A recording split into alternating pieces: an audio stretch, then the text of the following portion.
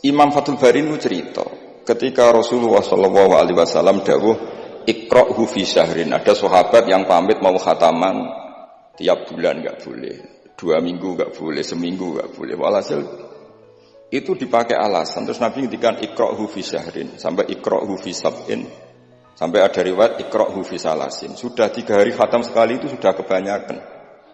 Apalagi 1 hari khatam sekali. Itu kemudian dipakai kelompok tertentu untuk mengkritik tradisi NU yang 1 hari khatam. Tapi apa jawabannya Imam Fathul Bari?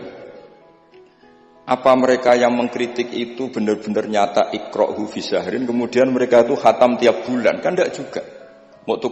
Oke, kamu kritik enggak apa-apa dari Imam Sinten Ibnu Hajar Al-Asqalani, tapi kamu juga harus baca iqra'hu fi syahrin tiap bulan benar-benar apa? Khatam. Iqra'hu fi sab'in. Memang benar-benar tiap 7 hari khatam. Niki ngritik sing khataman sedina tapi ya ora khataman tiap 7 hari. Jangan bakatnya menjen ngritik. Nah, terus Imam Fathul Bari cerita, a'rafun nas, orang paling tahu tentang yang dikehendaki Rasulullah SAW tentu ashabu, beberapa sahabatnya. Dan ternyata Sayyidina Utsman itu setiap malam khatam. Artinya apa? Tiap hari beliau khatam. Masa Sayyidina Utsman enggak tahu hadis itu? Sayyidina Utsman tiap malam niku khatam. Imam Bukhari rawi hadal hadis yang meriwayatkan Nabi itu melarang khataman keseringan, yang meriwayatkan hadis iqra'hu fi syahrin, iqra'hu fi sab'in. Beliau itu tiap malam khatam Quran, dan khusus Ramadan khatam 2 kali. Bukan karena order lagi, memang benar-benar khatam. Jadi pagi khatam, indal iftar, nanti khatam lagi sampai indas sahur. Sehingga terus mulai sanad kula dugi Mbah Dola, dugi Mbak Arwani sedanten lewat orang tua saya, lewat guru-guru kita. Khataman tiap hari itu enggak punya akibat apa-apa. Karena itu ahwalu masyayikhina, itu sudah perilaku masaya-masaya kita. Terus niki yang perlu saya ungkapkan. Kemudian orang-orang yang kayak Mbah Minan itu ngalami toyul wakti. Gurunya Imam Sa'roni namanya Ali Al-Mursifi, ini cerita tentang Sirajul Qori. Saraipun Mandumah Satibi.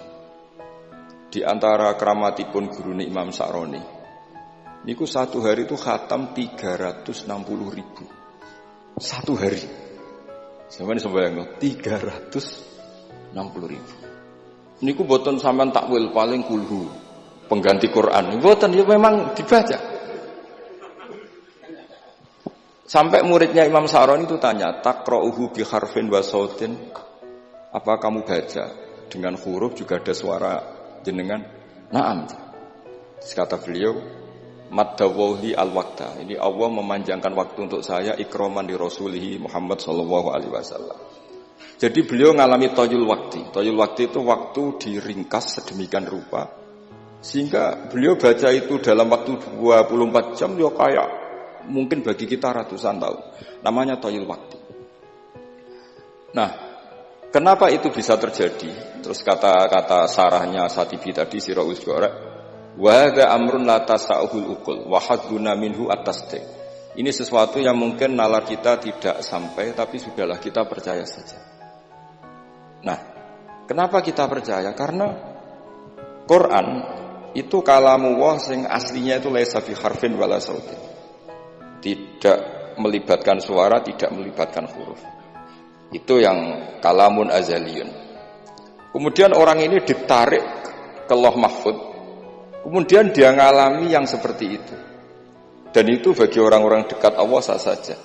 Kuntu sam'ahu alladhi yasma'u bihi wa basarahu saterusnya. Orang-orang yang dekat Allah itu ibaratnya mau melafadzkan apa saja itu sudah kayak mewakili itu.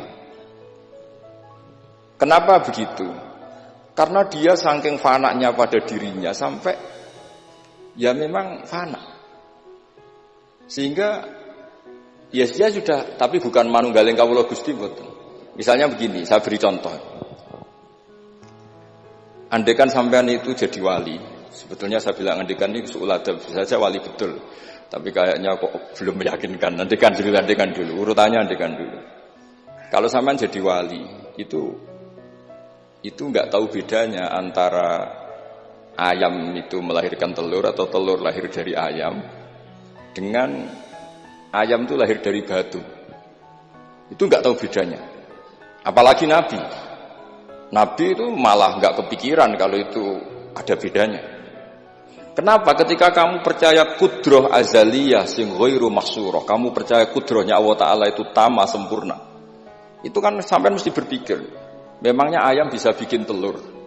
Memangnya telur punya kemampuan apa untuk menjadi ayam? Jadi sampai tahu betul kalau ayam itu tidak ada kudrohnya sama sekali, tidak ada kemampuan sama sekali untuk melahirkan telur, telur tercipta jadi ayam. Artinya apa? Meskipun sesuatu itu sudah adi, sudah biasa, tetap yang ada adalah kudratullah, bukan hukum adat yaitu ayam menelur.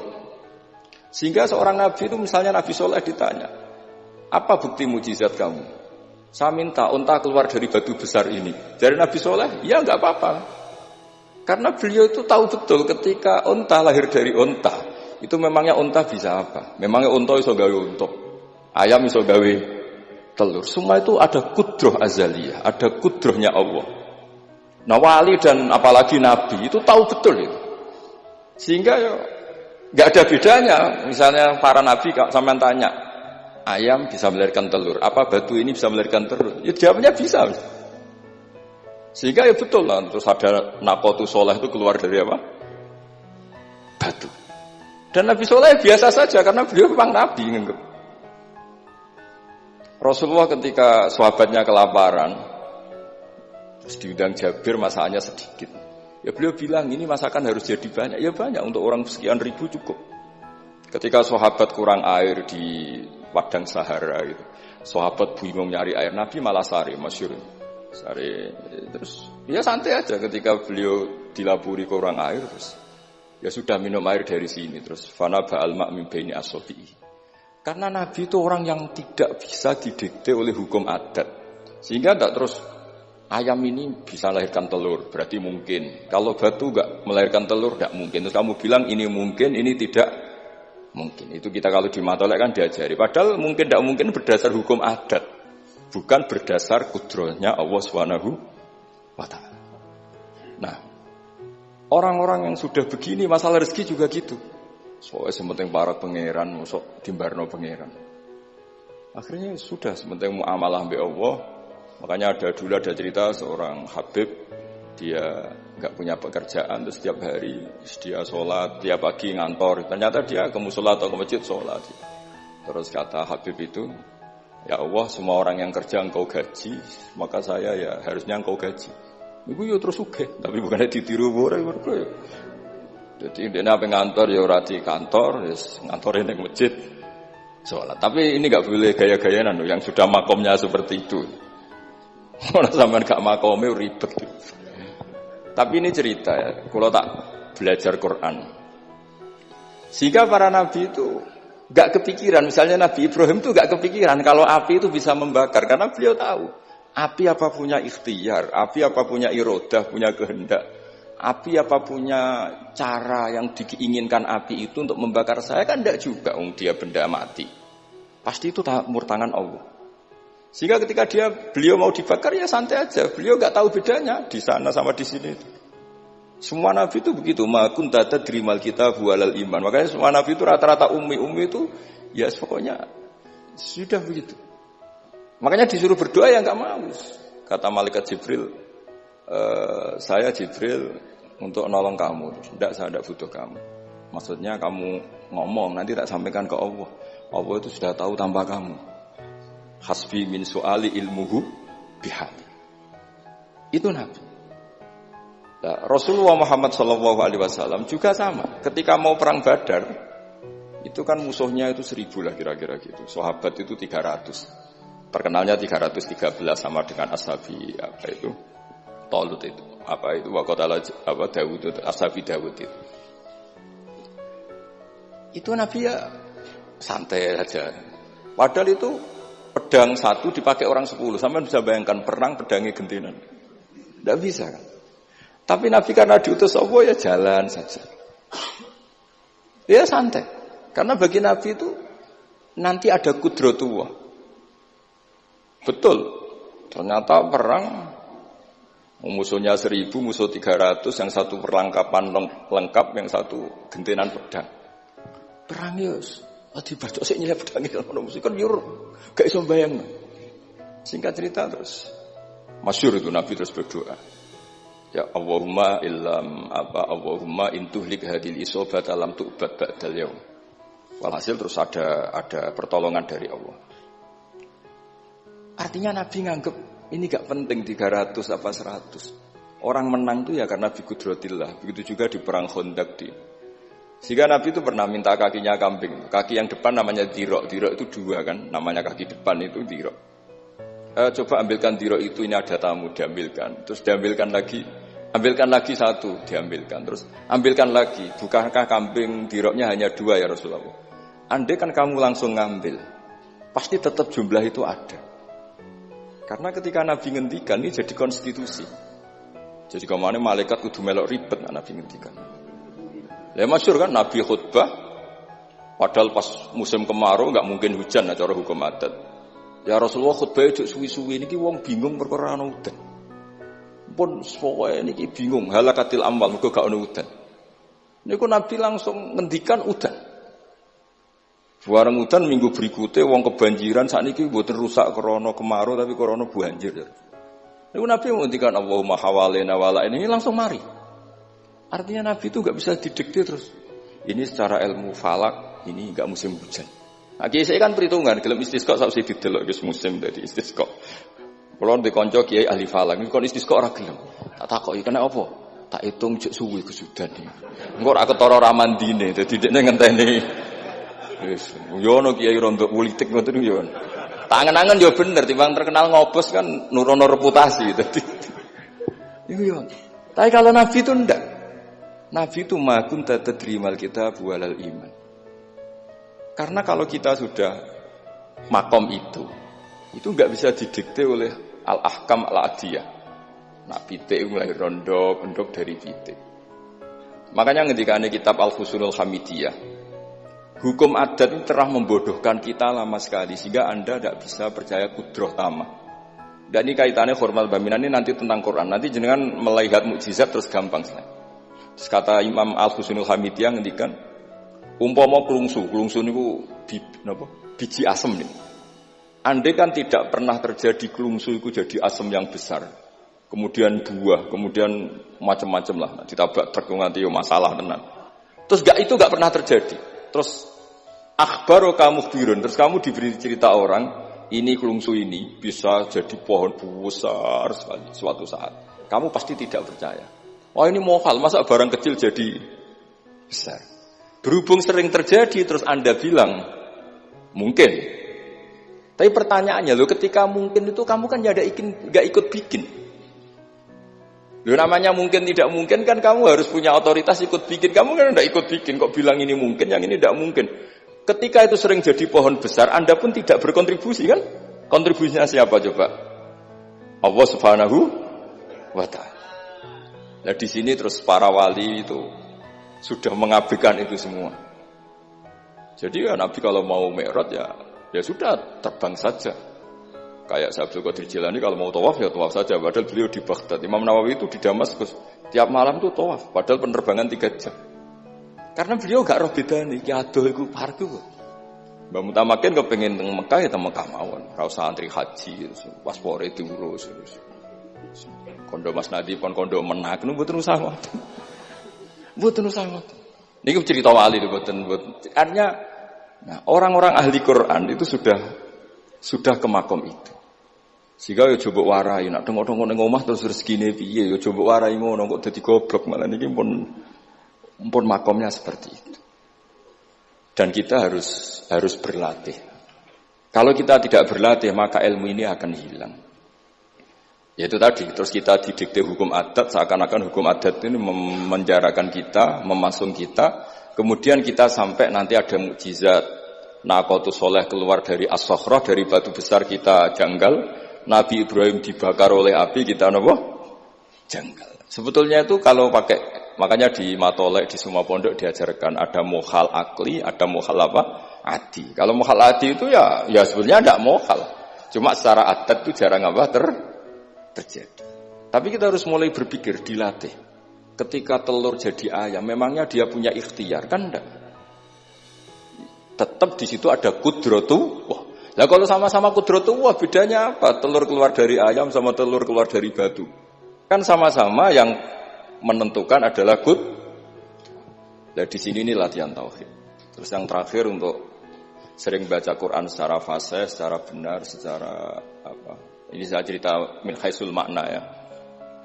Itu sesuatu itu dikembalikan pada yang punya. Misalnya saya beri contoh ya. Kalau sampean saya tanya, mic ini kan dari besi, sama ini masker dari kertas, dari kain. Ini kuat mana? Pasti sampean menjawab kuat mic, karena ini materinya dari apa? Besi. Tapi Anda salah. Artinya salah itu, ya sebenarnya cerdas tapi lagi setengah. Yang benar adalah, ya terserah jenengan Gus jenengan yang megang. Bisa saja ini masker tak rencanakan, tak awetkan, tak simpen, tak museumkan. Saya punya rencana menghancurkan mic ini. Berarti nanti awet mana? Dinosaurus itu konstruksinya lebih kuat, tapi Allah menghendaki habis-habis. Pitik sing ngono iso nganti saiki. Nah, kira-kira seperti itulah hukum Allah. Karena agama itu apa? Jadi ya mambiyati malakutu kulli syai'. Agama itu berkeyakinan kalau ya terserah yang punya. Jadi kalau di depan agama kamu tidak bisa bilang, ini lebih kuat dibanding ini, tidak bisa. Tetap terserah yang Jadi kalau jenengan cerdas betul ditanya, mic ini sama masker kuat mana? Terserah jenengan. Atau kalau enggak, wallahu a'lam. Karena memang, iya apa artinya ini lebih kuat, tapi saya punya rencana menghancurkan. Tapi ini lemah, tapi aku punya rencana tak awetkan. Nah, seperti itu harus dilatih, supaya kita terbiasa iman itu bilbayinah dengan argumen-argumen yang kuat. Karena memang syaratnya iman menurut banyak ulama ya lam yakunil ladzina kafaru min ahlil kitab wal musyrikin munfakkina hatta ta'tiyahumul bayyinah. Jadi sehingga semua rasul itu punya kecakapan itu. Makanya nanti kalau suatu saat dengan dekat ajal, dekat apa, itu harus begitu juga dilatih. Ketika saya hidup ya tidak bisa mengatur kehidupan saya, cara kerja jantung, cara kerja organ tubuh kita. Sebenarnya kita hidup kan hidup saja, kita tidak tahu kenapa hidup. Tapi sawangannya nak wis mangan menjaga kehidupan. Sawangannya nak wis berobat menjaga apa? Kesehatan. Tapi kita bisa apa di depan qudratullah? Jadi harus dilatih terus. Karena ini ngaji bagi yang ahli Quran itu 10 suwun. Adat kados Mbah Minan, Mbah Dimyati, beberapa ulama yang enggak keluar kamar itu mulai dulu juga ada. Itu juga satu manhaj karena sudah asik dengan Allah maka asing mengalami wahsyah dengan yang lain. Tapi juga ada ulama yang milih kumpul orang banyak sehingga manfaati orang banyak. Dan menurut saya figur-figur di kajian itu sudah sempurna larnya. Ada model Mbah Dola, Mbah Sahal, Mbak Minan sendiri tertutup, tapi Ibu Umi Tuha sosialisasi kiroati kemana-mana. Sehingga ini pelajaran bagi kita bahwa pilihan dekat Allah itu variannya banyak. Yang penting ikhlas sambil terus belajar mendengarkan makalah-makalahnya ulama. Karena makalah ulama ini penting. Kita kalau nggak diwarai ulama itu tidak bisa cara berpikir bersanad. Saya sering didhawuhi Mbah Mun, ihdinas siratal mustaqim itu siratal ladzina an'amta 'alaihim. Kenapa tidak sirataka jalanmu ya Allah? Fa inna Allah ta'ala la ya'kul wa la yashrab wa la yanam. Allah itu tidak makan, enggak tidur, enggak apa-apa. Terus kita bisa niru apa, Pak? Tapi kalau siratal ladzina an'amta 'alaihim artinya thariqullah adalah dengan mengikuti orang-orang yang telah diberi nikmat. Jadi kita niru Mbah Dola, niru Mbah Arwani, niru orang-orang baik. Karena kita enggak bisa niru Allah. Makanya setiap Allah cerita orang kebaikan, cerita kebaikan itu pasti cerita aktor-aktornya. Ulaikal ladzina an'ama Allahu 'alaihim terus minan nabiyyin. Terus itu aja diceritakan keluarganya min dzurriyyati Adam wa mimman hamalna ma'an supaya orang itu hormat sama leluhur. Saya kenapa cerita Mbah Mutamakin bukan tafakhur bin nasab bahwa kita soleh begini tuh barokahnya doanya orang-orang dulu min dzurriyyati Adam wa mimman hamalna ma'an. Masih diteruskan wa min dzurriyyati Ibrahim wa Israil. Baru soleh secara umum yang tidak perlu nasab. Wa mimman hadaina wajtabaina. Jadi Allah menghormati nasab sampai seperti itu. Sehingga rata-rata orang-orang soleh itu ya babanya soleh. Mosok turunane sing wakaf masjid, sing kiai puluhan tahun, kalah mbek wong sing dadakan dadi kiai. Yo ketoke ora pati fair ngoten. Niki mboten kok urusan kula fanatik nasab nggih. Tapi Tetap ini bisa jadi kiai karena melok partai wa mimman hadaina wajtabaina. Tapi yo ketoke yo pantes yo rada antri lah aja kok ngarep nemen-nemen nak. Ya masa terus misalnya rata wakaf masjid, rata wakaf tanah, ngerti-ngerti kepengin mimpin. Sing masjid iku nyunatno maulid, nyunatno dibak, dekne mimpine ku ngaramno maulid kalau dibak. Ya nak ngaramno iku nggih masjid dhewe, aja ning masjid iki kan. Terus Allah itu saking reganine tiang-tiang soleh dulu itu sampai ketika cerita orang baik itu pasti cerita mbah-mbahnya. Wa kana abuhuma sholihah. Ketika ada orang diperhatikan Nabi Khidir itu pertimbangannya wa kana abuhuma sholihah. Itu dalam kitabnya Said Muhammad, abuhuma itu abuhu as-sabi'. Jadi bapak yang ketujuh dari Hulam ini, bukan bapaknya pas. Kayak Mbah Mutamakin sekarang sudah turunan keberapa, tapi barokahnya sampai sekarang. Jadi selalu ada cerita itu. Makanya disebut ta'allamu ansabakum matasiluna bihi arhamakum. Kamu harus kenal nasab-nasab kamu supaya kamu bisa menyambung rahim-rahim kamu. Kemudian nasab yang gen ini khusus umatnya Rasulullah SAW, alhamdulillah ditambah nasab sebab. Jadi misalnya para habaib itu jelas mulia sekali karena dzurriyyah bad'ah min Rasulillah. Kemudian ada nasab bisabab, yaitu karena iktidak bisunati Rasulillah atau karena ngaji atau karena ilmu. Ini disebut kullu nasabin wasababin munqati'un yaumal qiyamah ila nasabi wasababi.